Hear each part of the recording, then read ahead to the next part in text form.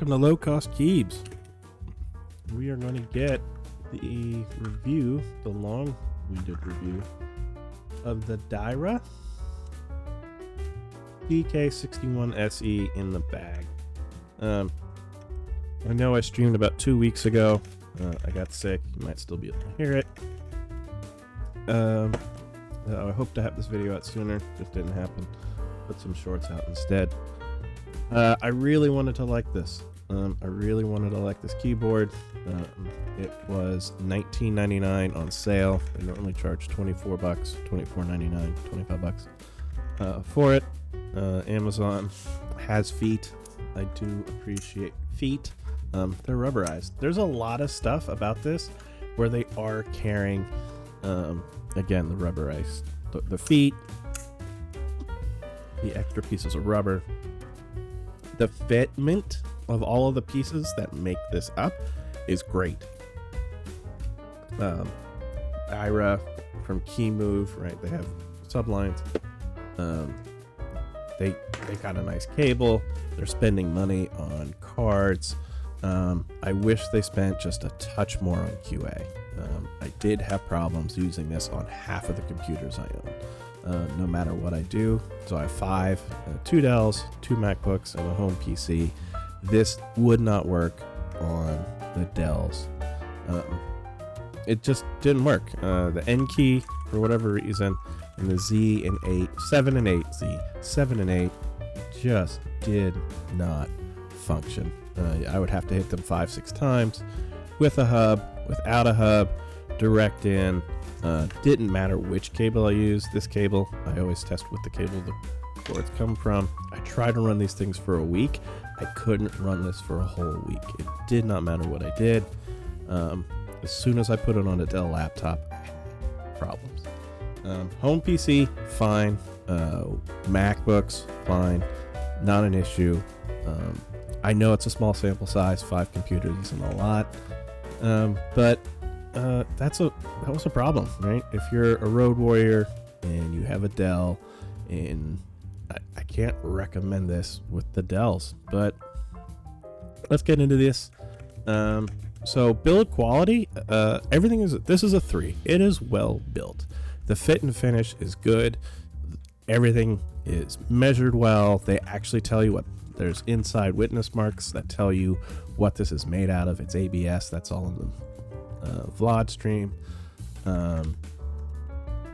This thing is well put together until it came to whatever drivers they're using, whatever interface they're using, did not get along with either Dell. So this has a 3. Price 3. Yeah, moving on. Switches. I think it's the Kemove TMKB. I think it's their house brand. I'm giving them a 2 just because there isn't much known on them.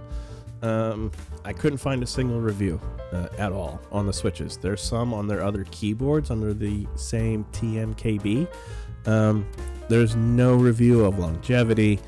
I swear I'm on I don't know how many discords, 10 different mechanical keyboard discords, all the ones everybody knows about. No one is talking about these switches whatsoever. They're soldered in. I'm not going to desolder them and solder another one in to take it apart. It's not worth it to me. It's a $20 keyboard off Amazon. Let's be honest. Yeah, it's a roll of the dice. Stabilizers. They impressed me with the stabilizers. They were lubed.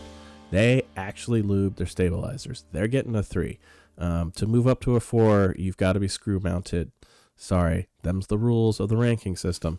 But they get a 3 for their stabilizers. They were solid. Again, someone here cares. There's just a little bit more Q&A that's got to go on. Keycaps.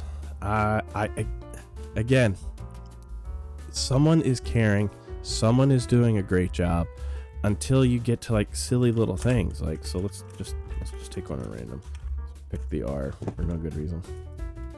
When it comes to fit and finish, every single keycap, this one's actually okay, has been, so I shouldn't say every, there's just roughness it's just like hit it with 50 grit sandpaper for half a second and get that off of there. Every other keyboard I've checked has not had this problem.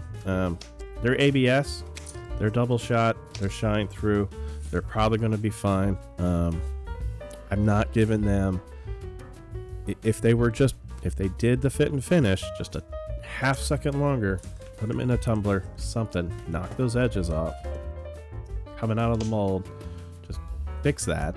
That one was just rough. Mage G didn't have this problem.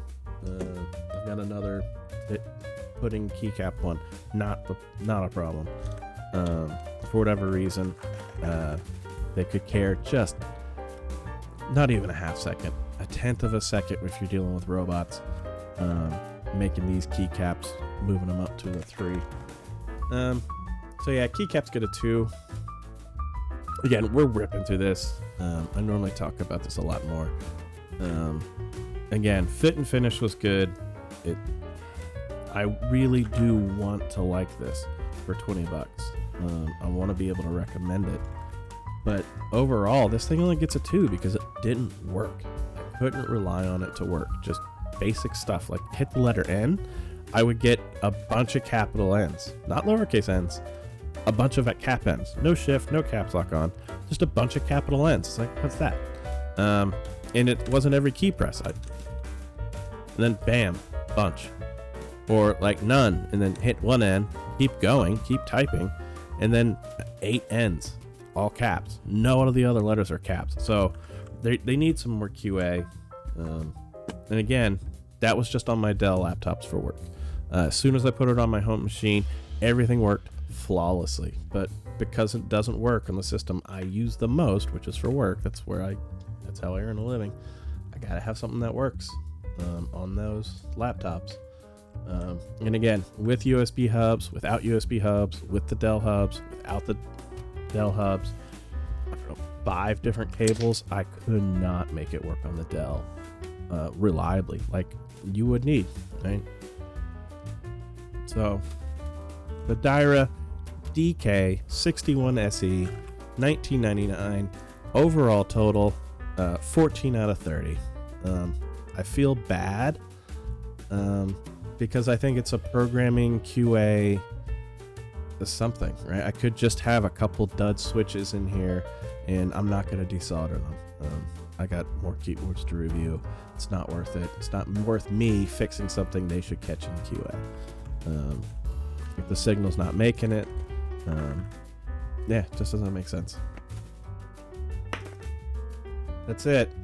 Low cost Keebs. No, I can't see. I'm sick. I can't even think of the right words. Yeah, we'll get a short review out. Peace.